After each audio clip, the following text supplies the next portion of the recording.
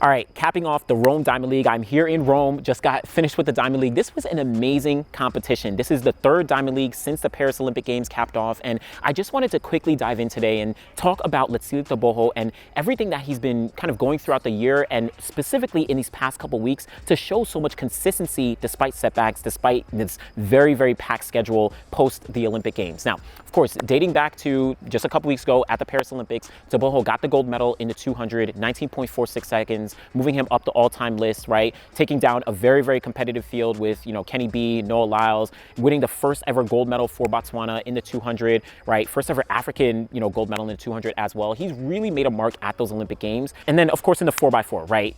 Him and Rai Benjamin, to this day, that might be my favorite race at the Olympic Games. That 4x4 was insane. But, 4x4 splitting 43.03 seconds, moving him to number 2 all time in 4x4 splits, only behind Michael Johnson's 42.9. But now post the Olympic Games, his stardom significantly increased, right? Went home to Botswana and you saw the fanfare, right? We saw all the videos, the packed stadium in Botswana's national stadium, right? Him giving a speech, him, thanking, the crowd and thanking his country for so much appreciation, so much support. He became a star if he wasn't already. Now, since then, he's competed in Lausanne, he's competed in Poland, he's competed here in Rome, and every single time he's shown up and he's gotten a win. Lausanne Diamond League, 19.6 seconds in the 200-meter dash. Silesia Diamond League, 19.8 seconds in the 200. Here in Rome, 9.8 seconds in the 100. He is clicking off some very, very strong performances, and it seems like he's not even losing a step, right? Again, he went home to Botswana. He spoke about how, right, he had to go all the way back. It was a little tiring, a lot to kind of take in, but he was able to come right back to Europe and not lose a step. Now, one big thing that I took away from today talking to him after the race is he noted that he was a little exhausted. He noted that he had some mental setbacks before he was getting onto the track and getting ready to race today. Check out the little clip here. I wouldn't say I was in a great shape because I had too many mental breakdowns a few hours before the race. I tried to keep positive. I tried to keep everything positive, and I meditated before the race and I imagined how the race, and I just missed my mom, so I think it affected me so bad. But I tried to keep positive. I didn't try and show it to anybody that the boy is not okay. I just remained calm, just in my corner, thought over it, and then just let it go.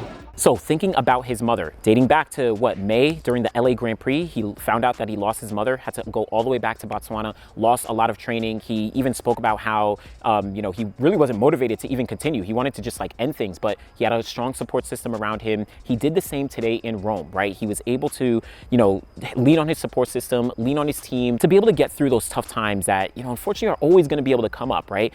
And losing a parent, losing someone who's that close to you, that's never going to be easy throughout your entire life. So to see Tebogo really kind of, power through a lot of this, I really, really commend him.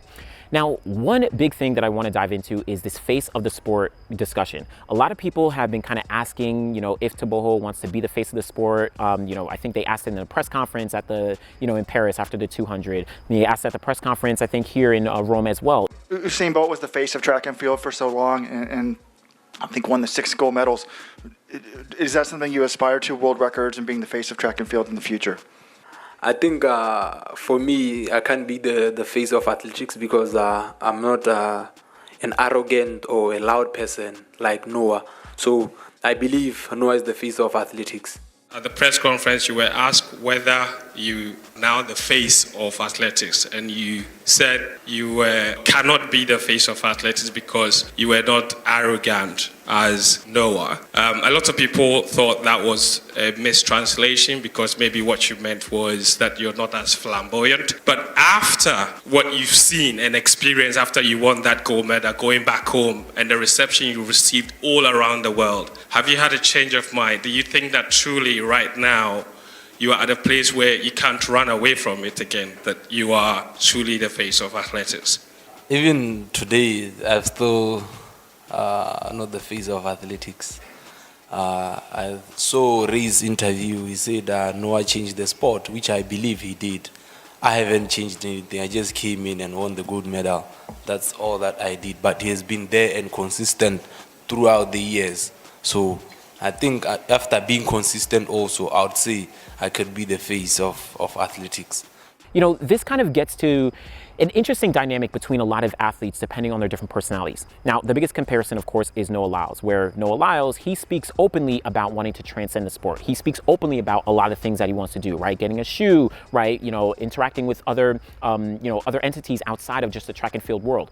But Tebogo, he's significantly more reserved. Not only does he, not talk about wanting to be the face of the sport, but he also doesn't talk much about, wanting to break world records or wanting to, hit these specific times. He's very, very humble and very relaxed. And the big thing that I want to know, two things I want to know. One, I don't think we need to rush Tebogo to be the face of the sport, right? Even if he's running, 9.8, 19.4, and then 43, on a split. I don't think we need to rush him just because he is extremely fast. I think we allow him as a young, rising, and developing athlete to continue to grow, to continue to just have fun on the track and succeed, have that success, right? He's going to continue to build years down the line. He's going to get into his, mid-20s, late 20s, and he's going to have a lot of success. I don't think we as fans or as media or whoever need to rush him into that face of the sport, position. But then on the flip side, I also want to acknowledge that having someone like a Noah Lyles who is very open about trying to transcend the sport, but then also having someone like a Tebogo who's a lot more humble and a lot more reserved, I think having both of those, personalities is actually really necessary for the sport of track and field. If we had, 100% all Noah Lyles is on the track, everyone is, just extremely, outgoing and extroverted and, talking about wanting to transcend the sport, that might not be as great, right? That would be a little too much for, just all the personalities that we would have. But then on the flip side, if we only had athletes who are like a Tebogo, right, who are a lot more humble or a lot more reserved, I kind of say this about someone like an Allison Felix, who was very, very quiet, very reserved, but still very powerful when we're talking about the track. If we only had that across the board, I don't think that we would actually enjoy that as much. I do think that us as fans and, just people who follow track and field and sports in general do like a balance of those outgoing athletes, but then also those reserved athletes. Then when they get on the track, they clash, they fight to the line, right? And then they dap it up and they hug and they do all that afterwards. So I do want to make sure that we can kind of acknowledge and appreciate both sides of the personalities that each athlete does have to make sure that we're continuing to have a well-balanced sport. I think that's really, really important. Now, the other thing I did want to know is Tebogo has been getting asked a lot about the 400, right? After the 4x4 in Paris, I got a chance to ask him, or I apologize, another reporter did ask him. I was there in recording. I want to make sure that's clear. And he said that he might run the 400 next year. But since then, a lot of people have asked him about the 400. It's kind of interesting when you see his reaction where it seems like, oh, you're asking me again. Seems like he might want to focus on the 100 and the 200. I think explicitly he wants to make sure he wins another medal, maybe a gold medal in the 100-meter dash, and then dive into the 400, right? He wants to attack the 100 and 200. I mean, I've got the 200-meter gold medal, so I think next year is just to focus on the 100 meters and get that gold medal, and then try and switch up to the 400. Just forget about the sprints a little bit, and then go into the 400 meters. Are you planning to run more 400 meters in the next year? I don't think so.